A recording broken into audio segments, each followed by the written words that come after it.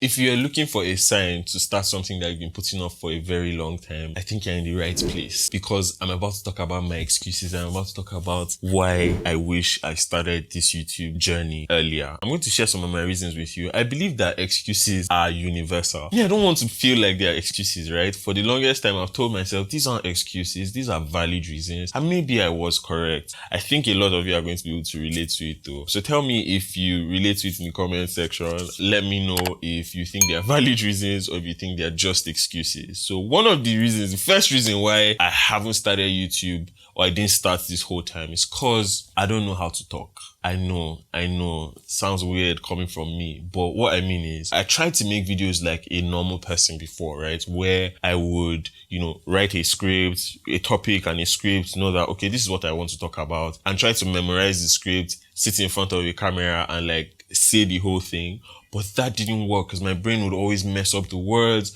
I would forget the order. I would say the second paragraph as the first paragraph. And like, it was just really messy. So when I wanted to start making videos for Instagram, I decided what I'm going to do is I will, cut each line. I'll record each line separately. So I'll set up my tripod with my phone and record each line separately, one after the other, and then edit the whole thing together in InShot. And it sort of created this new style of content, of video creation that was fresh, and people didn't know that it was from a place of it was from a place of a problem that I had, because I couldn't memorize the script and say, but this worked well for me because I was on Instagram and videos were 60 seconds. I started making videos when the limit was 60 seconds and I had to keep it under 1 minute. So it was a fun experience, right? It was also a great way for me to express myself without having to feel bad about the fact that I don't know how to memorize the script and just speak. So even now that I'm making this YouTube video, this is me challenging myself and trying something that I haven't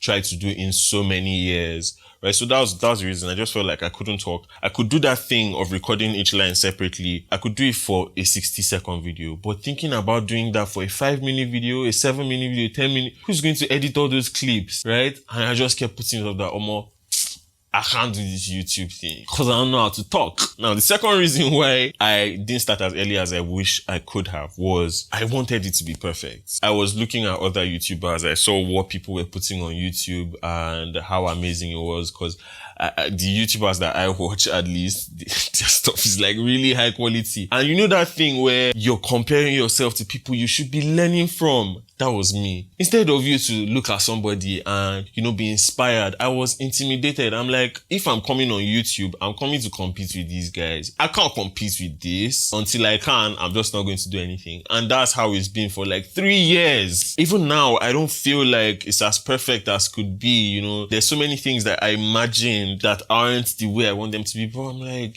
I need to take my own advice. I'm always telling people, your first podcast might suck. Your first video is going to suck. I know this doesn't suck, like it's better than something that sucks, so why won't I put it out anyway? It's just a great way to start and get myself on the journey. So that's an excuse that I told myself for the longest time. Now the third reason is I cannot edit.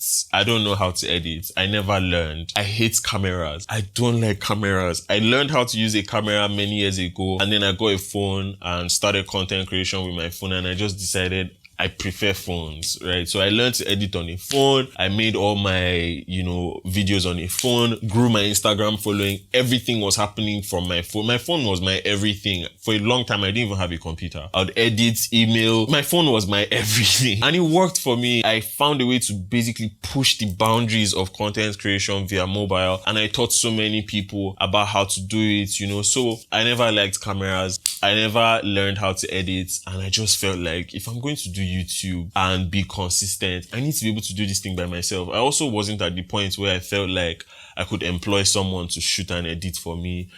I felt like I'm just one person, and if I'm doing all this thing by myself, it's with my phone that I can't do it. I can't do it any other way. To do it any other way, I would need someone else, or I would need to dedicate a whole lot of time to edit it. I'm like, I don't know that that's time that I have. So those are excuses, or those are reasons that I gave myself, and I kept procrastinating. Now the fifth and final reason is the fact that my Instagram was successful. Right now I have 50, I've not checked today, but like 50 something thousand followers. All of that came from content that I created on my phone. I wasn't dependent on YouTube, not on Twitter, not on LinkedIn, no other platform. Instagram was my primary platform. Even now, I still get paid quite decently from Instagram, from working with brands, from selling digital products to my audience, from so many opportunities that I get from just being on Instagram. So for a huge part of my creative journey, I just felt like there's no need to be on YouTube, you know? Or, I mean, I didn't directly think there was no need, but my mind didn't see it as an urgent need, you know? I didn't see it as, every morning I wake up, I post on Instagram. It's like clockwork. It's like a job that I resume at every morning. And it was working for me, so I could easily connect my consistency to the results I was getting. YouTube was just going to be this other thing that I would start from scratch, you know? And this reminds me of a quote. I don't remember exactly the words, but someone said something about how the greatest enemy of your future can be your current success. So there's so much that I could, you know, be passing up on YouTube. There's so many opportunities, so many people to reach, so many money to be made, but I wasn't looking at it because on Instagram, I was fine. Right? Or at least I seemed like I was fine. I said I was going to tell you the reasons, and then you tell me if you can relate to any of them. If you can relate to any of them, tell me in the comments. If you like this video so far, just hit the like button. Subscribe if you want to keep seeing my face. Like I said earlier, these are things that I allowed myself to believe were valid reasons, right? And they are. But I want you to know something. The fact that something is a valid reason does not mean that it is not still an excuse. Because now I'm making this YouTube video, and all those 5 things that I mentioned as reasons why I didn't start, they're still there. They've not changed. They are not solved. Everything I mentioned is still a problem. I still don't know how to talk. The whole time I'm making this video, I'm worried about the next thing I'm going to say. You know how in an awkward situation with someone you meet for the first time, you're unable to enjoy the conversation because you're thinking about when it will get awkward and you need to think about what you need to say next. That's what's happening to me right now. But like, I'm maintaining my composure. At least I'm trying. Am I trying? I still don't know how to edit. I still hate cameras, even though I'm talking into one right now. My Instagram is still quite successful, you know. I hope that encourages you. I hope that helps you to see that a lot of times the only way around is through. You know, sometimes it's not that you need to wait for things to change. Sometimes you're the one who needs to make some changes. I think this video is very hilarious. I think it's I think it's funny how self-righteous I sound, because this is my first video, right? Like me making my first video in like 2 years. And then because I managed to make this one video, I'm out here telling you, you can do it too, because I did it. This internet is fake life. Even though it's just one video, I deeply